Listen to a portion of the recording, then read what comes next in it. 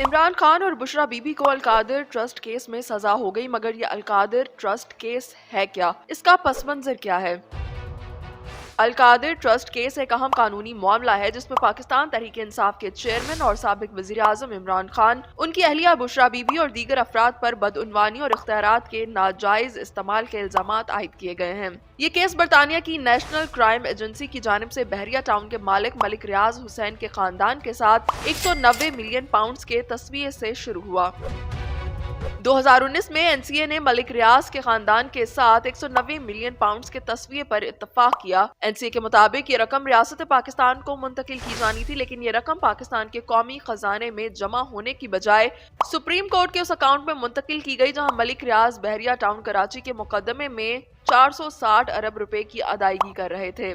اس اقدام کے بعد القادر ٹرسٹ کی بنیاد رکھی گئی، جس کے ٹرسٹیز میں عمران خان، ان کی اہلیہ بشرا بی بی اور ان کی قریبی دوست فرح گوگی شامل تھیں۔ اب سوال یہ ہے کہ ملک ریاض کو جرمانہ کیوں ہوا تھا؟ ملک ریاض حسین بحریہ ٹاؤن کے مالک پر سپریم کورٹ آف پاکستان نے 2019 میں بحریہ ٹاؤن کراچی کے منصوبے میں زمین کی غیر قانونی الاٹمنٹ اور اس کے لیے قواعد و ضوابط کی خلاف ورزیوں کے الزامات پر بھاری جرمانہ عائد کیا تھا۔ سپریم کورٹ نے بحریہ ٹاؤن کراچی کو غیر قانونی طور پر حاصل کی گئی زمین کے لیے 460 ارب روپے جرمانہ ادا کرنے کا حکم دیا۔ یہ رقم ریاست کے خزانے میں جمع کرائی جانی تھی اور عدالت نے بحریہ ٹاؤن کو مطالبہ کیا تھا کہ وہ اس زمین کو صرف جرمانے کی ادائیگی کے بعد قانونی طور پر استعمال کر سکتا ہے۔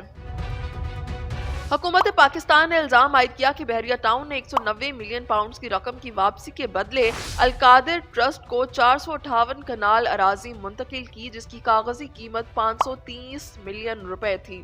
فرح گوگی کو بھی 240 کنال زمین منتقل کی گئی اور ان الزامات کے تحت قومی احتساب بیورو نے تحقیقات کا آغاز کیا اور عمران خان، بشرا بی بی اور دیگر متعلقہ افراد کو طلب کیا۔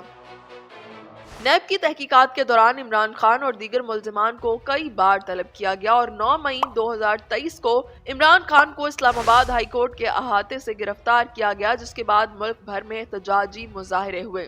بعد میں عدالت عظمیٰ نے ان کی گرفتاری کو غیر قانونی قرار دیتے ہوئے رہائی کا حکم سنایا۔ اس کیس میں عمران خان اور بشرا بی بی پر فروری 2024 میں فرد جرم عائد کی گئی۔ احتساب عدالت نے 18 دسمبر 2024 کو فیصلہ محفوظ کیا، جو کئی بار مؤخر ہو چکا ہے۔ فیصلہ 13 جنوری 2025 کو سنایا جانا تھا، لیکن یہ تیسری بار مؤخر کر دیا گیا۔ اس کیس کی سماعت کے دوران تقریباً 100 سماعتیں ہوئیں اور 30 سے زائد گواہان پیش کیے گئے، جن میں سابق وزیر دفاع پرویز خٹک، سابق وفاقی وزیر زبیدہ جلال اور عمران خان کے سابق پرنسپل سیکرٹری اعظم خان شامل تھے۔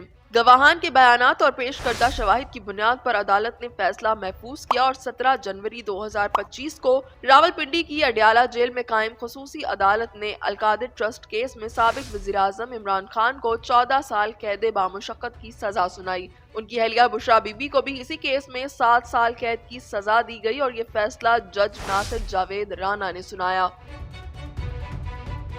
احتساب عدالت نے 18 دسمبر 2024 کو اس کیس کا فیصلہ محفوظ کیا تھا، جو کئی بار مؤخر ہونے کے بعد آج سنایا گیا۔ عدالت نے القادر یونیورسٹی کو بحق سرکار ضبط کرنے اور القادر ٹرسٹ کو سرکاری کنٹرول میں دینے کا حکم بھی جاری کیا۔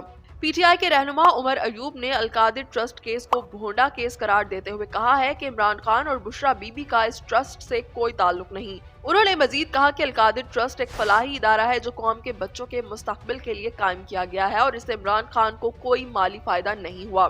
پی ٹی آئی کے سیکرٹری جنرل سلمان اکرم راجہ نے کہا ہے کہ القادر ٹرسٹ کیس میں ریاست پاکستان کو کسی مالی نقصان کا سامنا نہیں کرنا پڑا بلکہ فائدہ ہوا۔ انہوں نے مزید کہا کہ عمران خان اور بشرا بی بی کو اس معاملے میں ایک پیسے کا بھی فائدہ نہیں ہوا۔ پی ٹی آئی کے رہنماؤں کا کہنا ہے کہ القادر ٹرسٹ کیس سیاسی بنیادوں پر بنایا گیا ہے اور اس کا مقصد عمران خان پر دباؤ ڈالنا ہے۔ انہوں نے امید ظاہر کی کہ عدالتوں سے انصاف ملے گا اور یہ کیس بھی دیگر کیسز کی طرح ختم ہو جائے گا۔